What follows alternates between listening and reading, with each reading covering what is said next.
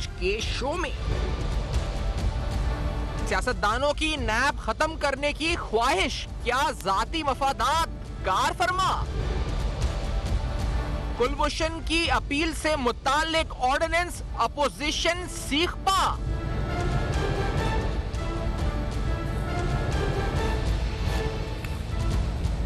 अस्सलाम वालेकुम। पस पर्दा हक़ाइक़ सनसनीखेज़ इंकशाफ़ात प्रोग्राम बेनकाब में हूँ आपके साथ सैफान खान। सब में पहले अहम तरीन पैगाम पोलियो के हवाले से। पाकिस्तान में इंसदाद पोलियो मुहिम का आगाज़ 20 जुलाई 2020 से हो चुका है। इस पोलियो मुहिम के अंदर तकरीबन 8 लाख बच्चों को तमाम हिफाजती इक़दाम के साथ, यानी जो SOPs हैं कोरोना वायरस की, उनके मुताबिक पोलियो वैक्सीन पिलाई जाएगी। ये तमाम वो डिस्ट्रिक्ट्स होंगे जहां पर रिसेंटली केसेस रिपोर्ट हुए हैं। पाकिस्तान में इस साल भी केसेस रिपोर्ट हुए हैं, पिछले साल भी तकरीबन 140 से ज्यादा केसेस रिपोर्ट हुए थे। पाकिस्तान अभी भी उन 3 ममालिक में शामिल है जहां पोलियो वायरस अभी भी एग्जिस्ट करता है, जिससे हमारे बच्चों का मुस्तकबिल तबाह हो रहा है। हम उम्मीद करते हैं, क्योंकि हमारी कोशिश भी यही है इस मैसेज के थ्रू, कि आप लोग बढ़ चढ़कर इस मुहिम में हिस्सा लें। इंसदाद पोलियो मुहिम में अगर पोलियो टीम आपके घर आती है तो इस मुहिम का हिस्सा बने, अपने बच्चों को पोलियो के कतरे पिलाएं ताकि आपके बच्चों का मुस्तकबिल महफूज हो सके और पाकिस्तान इस जंग को जीत सके। हम सब एक हैं और हम सब मिलकर खड़े हैं पोलियो के खिलाफ इस जंग में, और हम इस जंग को इंशाल्लाह जीतेंगे। हम एक हैं। और आपको बताते चलें कि इसमें जिस तरह मैंने बताया कि जो वैक्सीन पिलाने का तरीक़ाकार है, वो तमाम जो प्रोटेक्शन इक्विपमेंट है वो पोलियो वर्कर्स को दी गई है। उसके बाद वो आपके घर आएंगे और तमाम SOPs को फॉलो करते हुए ये वैक्सीन आपको पिलाई जाएगी। जब स्मॉल पॉक्स खत्म हो सकता है, जब पोलियो इंडिया और बांग्लादेश से खत्म हो सकता है, तो आपसे ये सवाल जरूर पूछें कि क्या वजह है कि पाकिस्तान में अब तक ये खत्म नहीं हुआ है। और इस सवाल को जहन में रखते हुए, अपने बच्चों के मुस्तकबिल को सामने रखते हुए, अपने बच्चों को इस वैक्सीन को जरूर पिलाएं। इस पैगाम के साथ प्रोग्राम को आगे बढ़ाते हुए, सियासत के मैदान में बड़ी गर्मा गर्मी है। हमने देखा है कि आज बिलाल भुट्टो साहब और मुराद सईद साहब बयानबाजी जारी रही। बिलाल भुट्टो ने आज इस वक्त बहुत से मामलात, कुलभूषण यादव के मामले को लेकर कौमी असम्बली बड़ी हंगामा आराई हुई उस ऑर्डिनेंस से मुतालिक। उसके मुतालिक क्या कहा बिलाल भुट्टो ने?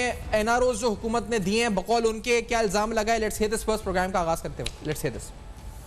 इनका पूरा का पूरा अदारा, नैब का अदारा, अब गैर आईनी बन चुका है। अब सुप्रीम कोर्ट के फैसले के बाद हुकूमत को अपोजिशन के साथ मिलना चाहिए, काम करना चाहिए, ताकि हम एक नया एहतसाब के अदारा खड़ा कर दें। एक नया एहतसाब के अदारा खड़ा कर दे जो हुकूमत का भी एहतसाब करे, जो अपोजिशन का भी एहतसाब करे। कुलभूषण यादव का बात आता है तो उनको भी NRO देने पड़ता है। एहसान एहसान का बात आता है तो उनको भी वो NRO दे रहे हैं। वो कितने NROs देंगे जनाब स्पीकर? वो पाकिस्तान को रिप्रेजेंट कर रहे हैं। अगर मैं जी सर, जहांगीर तरीन को भी NRO मिला है, PRT मंसूबा को भी NRO मिला है, मालम जब्बा पे भी NRO है, बिलियन ट्री सुनामी पे भी NRO है, चीनी चोरी पे NRO, आटा चोरी पे NRO, तेल की चोरी पे NRO। ये तो तकरीर है इस पर, और इस मामले के ऊपर कुलभूषण यादव पे हम आएंगे, लेकिन नैब पे जो बात की बिलावल ने, आपको बताते चलें कि नैब की अपनी रिपोर्ट्स क्या कह रही हैं।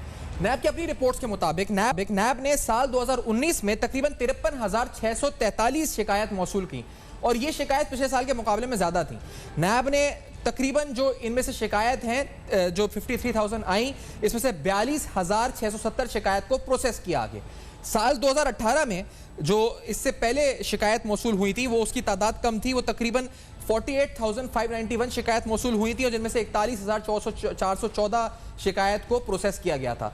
नैब ने साल 2019 में 1308 शिकायत की जांच पड़ताल की, 1686 इंक्वायरीज और 609 इन्वेस्टिगेशंस की हैं। ये वो नंबर्स है जो नैब खुद दे रही है कि हमने क्या किया, क्योंकि आपको हम सियासतदानों का मौकिफ तो दिखा रहे हैं, हम आपको बताएं नैब का मौकिफ क्या है। इसी तरह साल 2019 में नैब ने 141 अरब रुपए कौमी खजाने को लूटी हुई रकम वापस करने का दावा किया। 141 अरब रुपए गुज़िश्ता 2 सालों में, यानी जब से जस्टिस जावेद इकबाल आए हैं, 178 अरब रुपए नैब के मुताबिक नैब कौमी खजाने को लूटी हुई रकम वापस कर चुकी है। और अगर मजमूई तौर पे देखा जाए तो नैब अब तक तकरीबन 467 अरब रुपए कौमी खजाने को लौटा चुकी है, जो लूटी हुई रकम थी।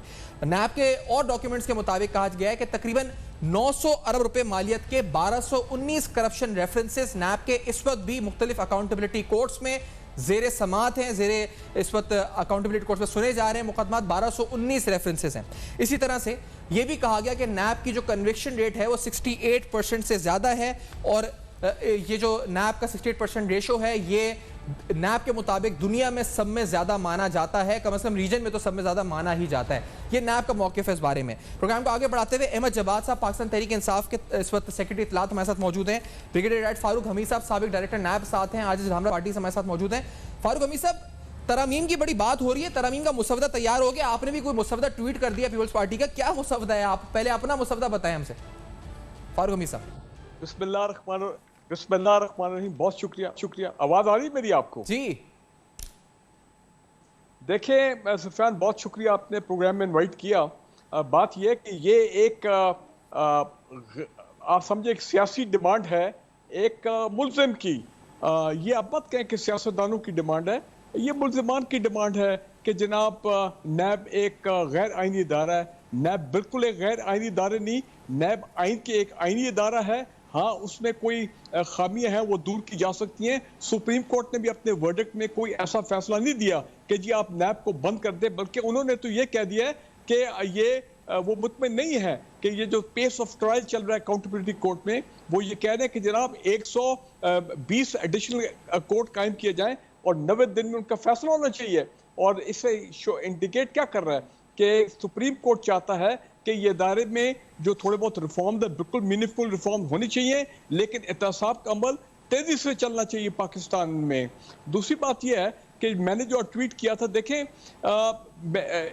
बिल्कुल समराइज अगर मैं करूं तो बिलावल भुट्टो साहब या बाकी जो लोग मुल्जिमान हैं इसमें, वो ये चाहते हैं कि ये बन जाए नेशनल एक्विटल ब्यूरो, जहाँ पे आम माफी हो, सब लोगों को एनआरओ मिल जाए, केसेस क्लोज हो जाएं, और जनाब ये जो गपशप का माहौल होना चाहिए एहतसाब में, हेलो हाई फ्रेंडली टाइप किस्म का एहतसाब का प्रोसेस पाकिस्तान में होना चाहिए, और एक ओपन फिजा हो लूट मार की, जो भी आप कहें, मेगा करप्शन की वगैरह। तो मेरा ख्याल है वो ये चाहते हैं कि ये जो प्रोसेस ऑफ अकाउंटेबिलिटी, जो कि मैं मानता हूँ इसमें खामियां हैं, नैब ने कुछ गलतियां की हैं, इसमें कोई शक नहीं है, और सबसे बड़ी गलती उनकी ये है जिसपे सुप्रीम कोर्ट ने सही ऑब्जर्व किया है कि जनाब ये आप 2-2 साल लोगों को अरेस्ट करते हैं, रेफरेंस आप दायर नहीं करते हैं, तो ये बात ठीक नहीं है। और ये वाकई नैब के अपने कानून के, मैं समझता हूँ कि जो मैकेनिज्म है उसके ये मुनाफी है। और आज एक और बात सामने आ गई कि नैब ने अभी तक अपने रूल्स नहीं बनाए हैं, ऑर्डिनेंस के तहत उनको रूल्स बनाने थे। मैं हैरान हूँ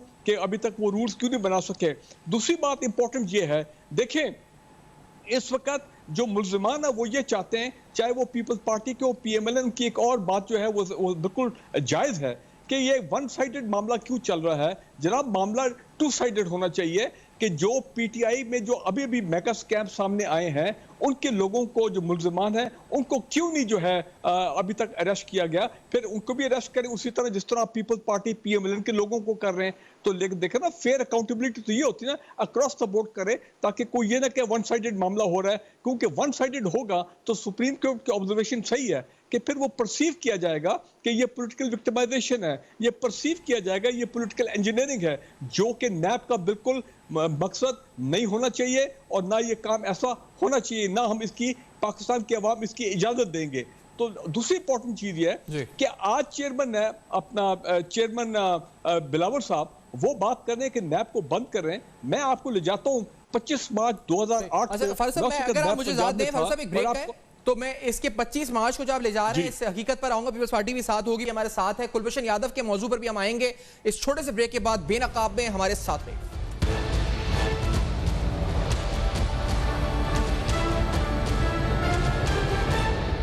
वेलकम बैक। आप देख रहे हैं बेनकाब में अहम तरीन सवालात।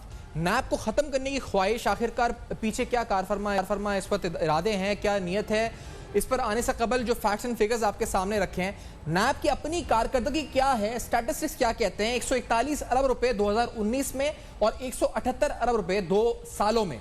आपको पता चले कि एक बड़ी रिकवरी नैब जो इस वक्त है वो और भी करने लगी है हाउसिंग के अंदर एक स्कैम में। ये भी कुछ दिनों में ब्रेक होगी और किस तरह से जो इसमें अरबों रुपए का 17 अरब रुपए का कहा जा रहा है कि उसमें रिकवरी होगी, जो लोगों को पैसा वापस किया जाएगा। लेकिन क्या ये सब काफ़ी है या इसको भी मजीद नैब में जो गलतियां मौजूद हैं जिसको सब तस्लीम करते हैं उसको दूर करने के लिए कानूनी तरमीम की जरूरत है? फारूक हमीद साहब, आप फरमा रहे थे 25 मार्च कुछ आप बता रहे थे, कुछ हिस्टोरिकल फैक्ट्स बता रहे थे, अगर आप बेनकाब करें प्लीज फारूक साहब। जी, ये बहुत इंपॉर्टेंट चीज है, हमारे व्यूअर्स को पता लगनी चाहिए, क्योंकि हमारी हम नॉर्मली चीज भूल जाते हैं।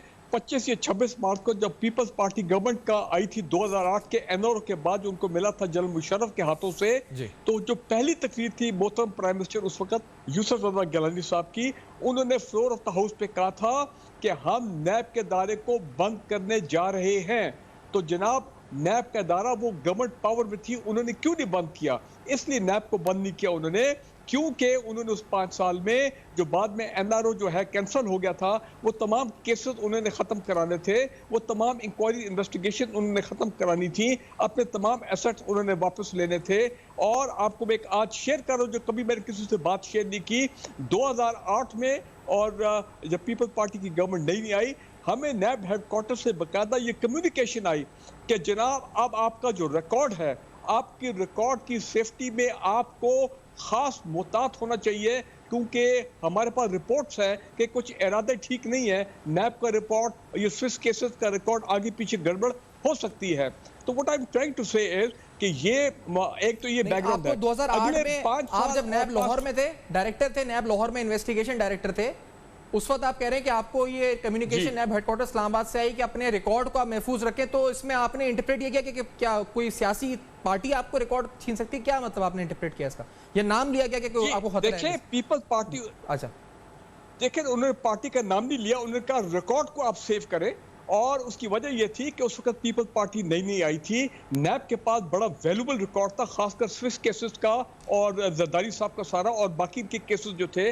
तो खदशा ये था कि ये आएंगे, ये रिकॉर्ड को कोई टेम्पर करेंगे, कोई टेक ओवर करने की कोशिश करेंगे वगैरह वगैरह। तो लिहाजा ये एक फैक्ट है जो मैं आपको बता रहा हूँ हुआ था, और जारी बात हम मुताद थे। इंपॉर्टेंट चीज ये है कि 5 साल पीपल्स पार्टी, 5 साल PMLN, ये नैब में बंद क्या करना, ये नैब की तरमीम, ये लोगों की आपस में तरमीम से पहले मैं फारूक साहब नहीं कर सके। तरमीम से पहले फारूक साहब, मैं आजिज ढामरा साहब को इंट्रोड्यूस कराता चलूं, पीपल्स पार्टी के सीनियर रहनुमा। आजिज साहब, आपसे पहले पूछ लूं इस बात को, क्योंकि फारूक हमीद साहब कह रहे हैं कि इन्हें खदशा था पीपल्स पार्टी रिकॉर्ड को भी नुकसान पहुंचा सकती है नैब लाहौर में।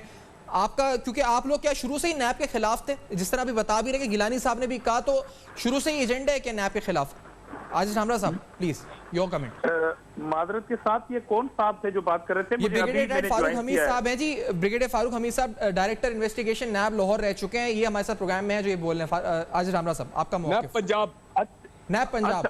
अच्छा, मादरत से, क्योंकि मैंने अभी ज्वाइन किया प्रोग्राम चलती हुई बात जी जी, तो इसलिए मैं कह रहा था। अच्छा देखें, अभी ब्रिगेडियर साहब ने ये बात की कि पता नहीं कोई दूसरे मुल्क की कोई फौज आएगी और ये हमला कर देगी और वो हमला कर देगी। देखें, एक इंस्टीट्यूट है और पाकिस्तान पीपल्स पार्टी इस तरह क्यों करेगी? पीपल्स पार्टी ही तो वो वाहिद गवर्नमेंट थी जिसके ऊपर इस तरह केसेस चले हैं पीपल्स पार्टी की क़यादत पे। ये मैं नैब के कायम होने से पहले की बात करता हूँ। वो दौर कौन सा है जिसमें पीपल्स पार्टी की क़यादत के खिलाफ कोई इंक्वायरी नहीं की गई हो, कोई इन्वेस्टिगेशन नहीं की गई हो, करप्शन से लेके मर्डर तक के तमाम इल्जामात मौजूद हों और पीपल्स पार्टी की क़यादत पाकिस्तान में मौजूद हो और पीपल्स पार्टी फिर इसी मुल्क के इदारों जुडिशरी से फिर उन केसों से बरी भी हो गए। अगर कोई इतना बड़ा मवाद था जिसके लिए ये खतरा था कि नैब हेडक्वार्टर से कोई पैगाम आया कि आप अपने रिकॉर्ड को ठीक करें, तो वो जो बड़ा इंपॉर्टेंट रिकॉर्ड था उसका क्या हुआ? कितने लोग उसमें सजा याफ्ता हो गए? कितनों को नैब ने सजाएं दिलाई हैं? सिवाय इससे कि इन्वेस्टिगेशन के अंदर जो पसंदीदा नापसंदीदा लोग हैं नैब के, मतलब कोई अपोजिशन का अगर कोई बंदा है, अभी भी क्या हो रहा है?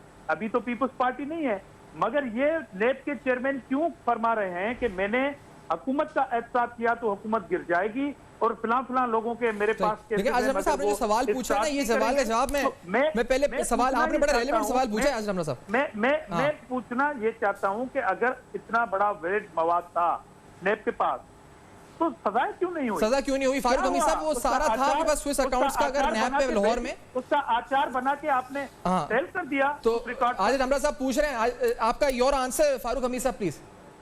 कि वो रिकॉर्ड कहाँ गया सारा? बहुत अच्छा सवाल है हमारे मोहतरम लीडर साहब का, बहुत अच्छा सवाल है। देखिए, जब एनआरओ हुआ था वो तमाम रिकॉर्ड एनआरओ से 5 महीने पहले 2 ट्रकों में लोड होकर लाहौर से चला गया था।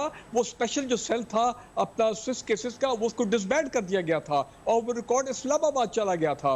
और क्योंकि एनआरओ हो गया था तो जाहिर बात है नैब ने उन केसेस को पाकिस्तान में और पाकिस्तान से बाहर परसू करना छोड़ दिया था, क्योंकि एनआरओ कानून बन गया था। तो लिहाजा ना कोई कन्विक्शन होनी थी, ना कोई केस आगे चलना था, वो तो रिकॉर्ड ही था। और आज भी मेरा ख्याल है पता नहीं किस हालत में वो रिकॉर्ड वहां पड़ा होगा, अल्लाह ही बेहतर जानता है। जी आज रामराज साहब, आपने एनआरओ कर लिया, वो रिकॉर्ड ही सारा गायब कर दिया। एक मिनट मैं जवाब दे रहा हूं। देखिए जी, एक कानून बन गया, एनआरओ हुआ। अच्छा, एनआरओ खत्म भी हुआ, तो क्या पाकिस्तान के अंदर ये मुमकिन है कि इस तरह के इदारे जो एक एहतसाब के बड़े इदारे हैं और पाकिस्तान के कायम होने से बाद नेब जैसा कोई इदारा ही नहीं है, तो ये सारा रिकॉर्ड अब क्या कर रहा है, अब कहां पे है? उसके बाद जो बनने वाले केसेस हैं, मैं तो ये कह रहा हूं कि अगर सिंध असेंबली के स्पीकर को रावलपिंडी से गिरफ्तार करने के बाद 9 घंटे उनकी फैमिली को हिरासत किया गया, इस तरह का वाकया और कहीं हुआ है और किसी शख्स के साथ हुआ है कि उनकी फैमिली को उस बंदे के गिरफ्तार होने के बाद इस तरह हिरासत किया गया है? अंदर खवातीन हो और बाहर लोग आपको कहते रहे कि अंदर हमें जाने दिया जाए, खवातीन को सिक्योर करना दिया जाए, मगर वहां पर सिगरेट पी के उनके मुंह पे धुआं मारा जाए, मगर अब तक वो रिकॉर्ड क्यों कायम नहीं है और क्यों जमानतें मिल रही है?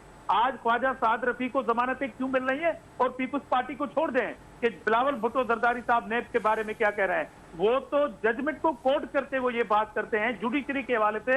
आप मेहरबानी करके जुडिशरी के हवाले से पे कोई तबसरा कर दे अच्छा सा, जो आप पीपुल्स पार्टी या बिलावल भुट्टो जरदारी के ऊपर। चलिए, जुडिशरी के जो फैसले से बात करते हैं, अहमद जवाद साहब आप इस पे कुछ कहना चाहेंगे कि यहाँ पर जो पीपल्स पार्टी अभी फारूक हमीद साहब बात कह रहे हैं बड़ी अहम है, लेकिन वो कहते हैं एनआरओ हुआ, वो डॉक्यूमेंट सारे चले गए, वो भी सही कह रहे हैं डामरा साहब कि अगर वो डॉक्यूमेंट्स गए तो आप किधर हैं? अहमद जवाद साहब आप बता दें, कुछ आप लोग पता लगा लें किधर हैं, अब आपकी तो हुकूमत है। जवाद साहब, थैंक यू वेरी मच। यकीनन मैं कुछ कहना चाहूँगा इसलिए कि आपने इनवाइट किया है। देखिए, जैसे कि आपके प्रोग्राम का जो टाइटल है ना वो बेनकाब है जी। ये जब हम एहतसाब की बात करते हैं तो जो अवाम होती है वो उन जराइम को, वो जो इस मुल्क के साथ जो भी ज़्यादती हुई है, करप्शन हुई है, वो चाहते हैं वो बेनकाब हो।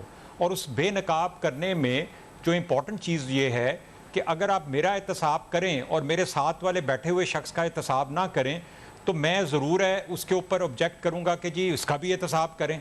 ये तो एक हर मुजरिम जो है जब आप उसका एहतसाब करेंगे तो वो कहेगा दूसरे का क्यों नहीं किया। तो ये तो एक इस कंक्लूजन पे हमें लेके आता है कि अगर इस मुल्क में एहतसाब करना है तो बिला इम्तियाज़ एहतसाब होना चाहिए।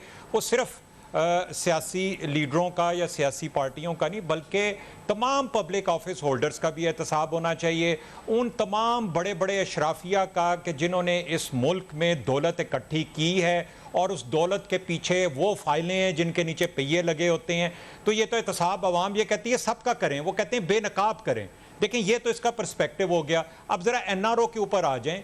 एनआरओ की तारीख क्या है? एनआरओ की तारीख ये है कि एक मिलिट्री डिक्टेटर ने एक एनआरओ दिया था। ये फर्स्ट टाइम टर्म जब इस्तेमाल हुई थी। और वो किसको दिया था? इसको लेने वाले कौन थे? इसमें पीपल्स पार्टी थी, इसमें नून लीग थी, इसमें एमक्यूएम थी, इसमें जराइम पेशा सियासी लोग थे जिनको एनआरओ दिया गया। तो ये इसकी तारीख है, हमेशा इसको ज़रूर याद रखें। अब इस एनआरओ के तहत सियासी मैदान में इन लोगों की वापसी हुई 10 साल तक। उसके बाद ये बिल्कुल सुकून और चैन की ज़िंदगी इन्होंने गुजारी। उसके बाद इनको एनआरओ और नैब ये सारी चीज़ें जो हैं अब बुरी लगने लग पड़ी। ये तो सियासी मैदान में इनकी वापसी जो है वो एनआरओ के तहत हुई है। तो आज अब नैब इनको इसलिए बुरा लग रहा है कि आज नैब जो है वो इनकी डिक्टेशन या इनकी हदायत के मुताबिक नहीं है। नैब इसलिए बुरा लग रहा है कि वो कह रहे हैं कि बिलियंट्री सुनामी पे नैब कुछ नहीं कर रहा, आपकी शुगर कमीशन पे नैब कुछ नहीं कर रहा, जहांगीर तरीन पे कुछ नहीं कर रहा नैब। वो कहते हैं नैब जो है वो आपके लोगों को नहीं पकड़ रहा, इसलिए भी बुरा लग रहा है इस वक्त। अहमद जवाद साहब, आपके लोग क्यों नहीं बचे हैं? जी लेकिन मेरी तो हमेशा, मैं बिल्कुल सैफान आपने दुरुस्त सवाल किया है। मैं ये कहता हूं कि नैब के बारे में अगर पाकिस्तान पीपल्स पार्टी या नून लीग या किसी को भी पीटीआई के किसी प्रोजेक्ट के हवाले से अगर कोई डाउट है कि इसके ऊपर इन्वेस्टिगेशन होनी चाहिए तो देखें अदालतें तो खुली हैं। क्या पाकिस्तान तहरीक इंसाफ पनामा का मुकदमा लेके अदालत में नहीं गई थी? क्या वो उसका स्टार्ट मौका दे, मैं एक ब्रेक के बाद आपका जवाब हम पाकिस्तान तहरीक इंसाफ हासिल करते हैं पूरा। अनफॉर्चुनेटली ब्रेक है, इसके बाद आते हैं और आपके पास कंप्लीट आपका जवाब इस पर हासिल करते हैं और फारूक हमीद साहब से और राजन हमरा साहब से बात भी करते हैं। इस ब्रेक के बाद हमारे साथ रहेगा।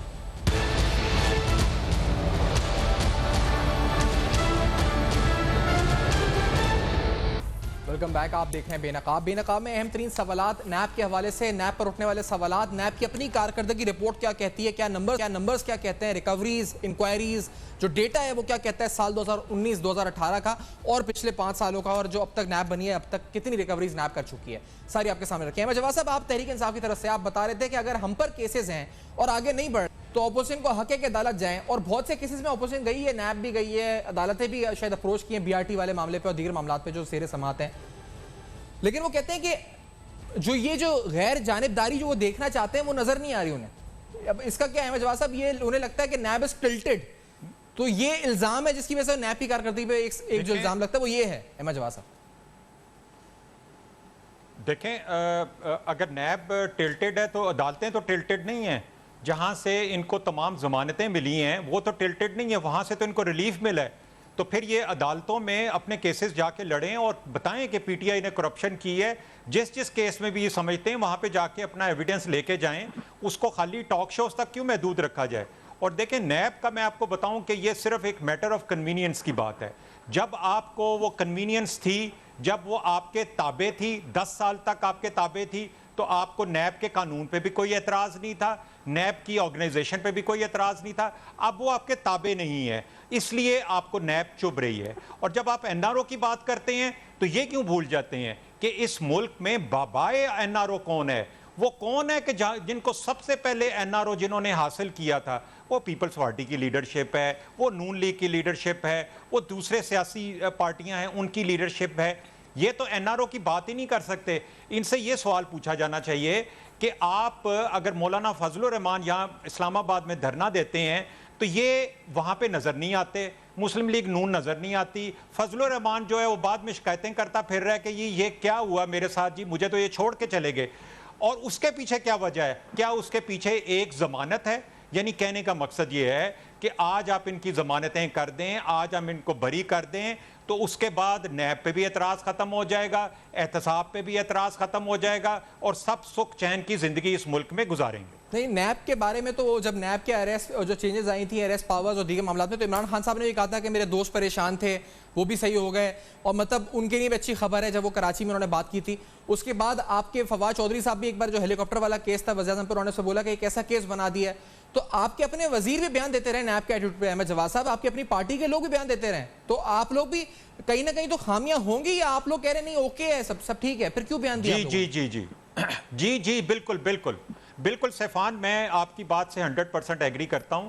देखें, जो नैब के अपने स्टेटिस्टिक्स हैं वो एक जाविया है। एक जाविया ये है कि अवाम ये देखती है कि एक शख्स को आप किसी इल्ज़ाम के तहत गिरफ्तार करते हैं और आप उसका रेफरेंस नहीं दायर कर सकते। एक टीवी चैनल है जिसके बारे में रोज़ाना वो गिनती हो रही होती है, आज 130 दिन हो गए हैं, उसके बारे में आता है कि जी रेफरेंस नहीं अभी तक दायर किया गया।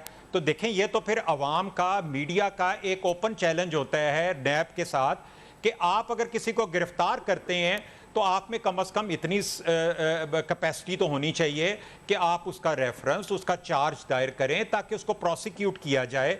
देखें, ये तो इस बात से बिल्कुल कोई इनकार नहीं है कि नैब की कैपेसिटी और उसकी सलाहियत, चाहे वो उस प्रोसिक्यूशन की सलाहियत है, क्यों नैब में एक साल रहने के बाद एक केस में एक बंदे को अंदर रखने के बाद वो जमानत पे रिहा हो जाता है, तो क्या ये प्रोसिक्यूशन की जो है वो कभी नहीं इसमें नज़र आती? तो यकीनन नैब में जो उसकी वीकनेसेस हैं उसको बेहतर करने के लिए ये अपोजिशन और हुकूमत मिल के उस कानून को रिवाइज कर सकते हैं। लेकिन असल मसला ये नहीं है, असल मसला ये है कि आज आप इनको NRO दे दें तो नैब शैब के सब मसाइल खत्म हो जाएंगे, इनको कोई एतराज नहीं होगा। मसला ये है असल में। अच्छा, आज नैब की रिस्ट्रक्चरिंग की अगर बात होती तो ये 10 साल में कर चुके होते ये।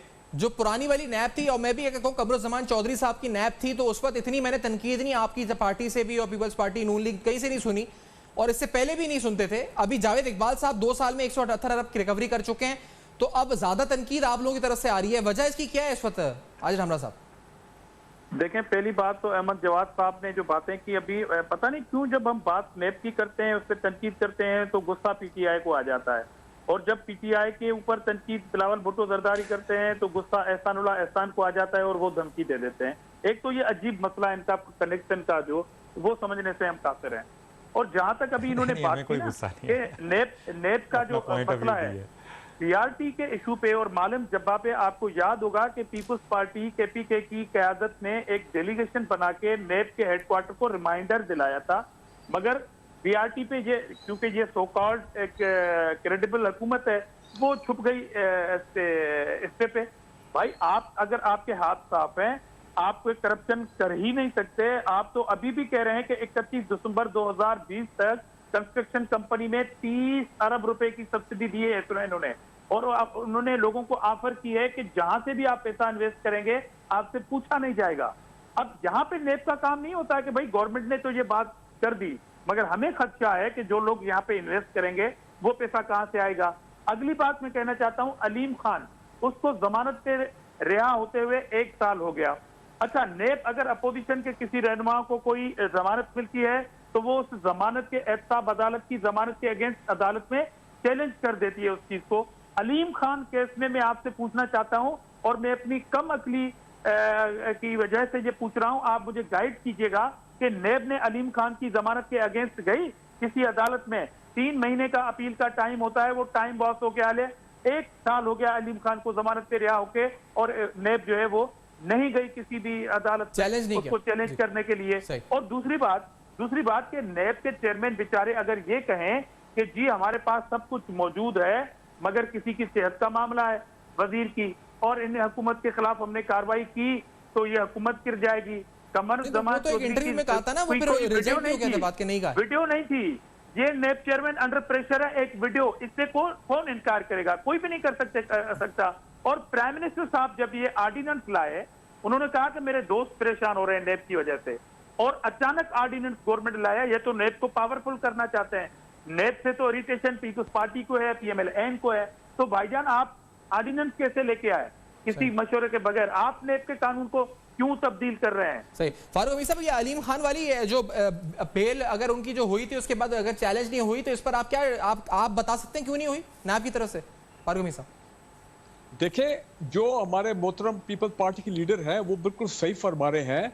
नैब का काम है कि केस को आगे परसू करना, अगर कोई बेल मिली है तो उसको भी आगे उन्होंने उसको चैलेंज करना है, आगे लेके जाना है। लेकिन हम देख रहे हैं कि वो ऐसी कोई खबर कभी आई नहीं है। एक तो ये, इसी तरह आप देखें मोहतरम जरदारी साहब के कुछ केसेस हैं उसमें नैब अपील में गई है अपना, लेकिन उसके कोई फॉलो अप जो है हम नहीं सुन रहे। तो फॉलो अप में भी प्रॉब्लम आ रहा है। देखें होना क्या चाहिए, मैं समझता हूँ जिस तरह पीआईए या सिविल एविएशन के कहने के एक मेजर शेकअप होना चाहिए, मैं समझता हूँ नैब के अंदर भी एक पर्जिंग होनी चाहिए, शेकअप होना चाहिए। क्योंकि मुझे लगता है कि कुछ लोग वहां पे अभी भी, जिसको हम कहते हैं ना हॉटस्पॉट, अभी भी पीएमएल पीटीआई के कुछ लोग जो भर्ती हुए थे पिछले 10 साल में इन दोनों हुकूमतों के दौर में, वो लोग वहां मौजूद हैं। वो सॉफ्ट कॉर्नर है, चाहे वो प्रोसिक्यूशन के हैं चाहे इन्वेस्टिगेटर्स हैं। तो ये एक शेकअप वहां पे अंदर होना चाहिए नैब के अंदर भी, ताकि उन लोगों को आइडेंटिफाई करके वहां से निकाला जाए। एक दूसरी, बिलावल साहब ने चेयरमैन नैब की रेजिग्नेशन की बात की। मैं यहाँ पे ये कहूंगा कि वीडियो की बात भी की है। असूलन तो मौजूदा चेयरमैन नैब को जब वीडियो आई थी पिछले साल के शुरू में, उनको वैसे ही रिजाइन कर देना चाहिए था। लेकिन बहरहाल अब उनके 3 साल हो गए हैं, 1 साल उनको और रहता है। और ये याद रखें 2008 के बाद जितने चेयरमैन नैब लगे हैं, ये तमाम पीपल्स पार्टी और पीएमएल की बाहमी मुशावरत नैब ऑर्डिनेंस के तहत, कोई इलीगल नहीं है, कानून के मुताबिक है, लेकिन लोग लगाए गए हैं। और मैं ये सिर्फ कहूंगा कि आपने कमरुज़्ज़मान साहब का नाम लिया, उनके बारे में तो कहा जाता था तो वो तो उनके घर के आदमी हैं। तो माय पॉइंट इज दिस,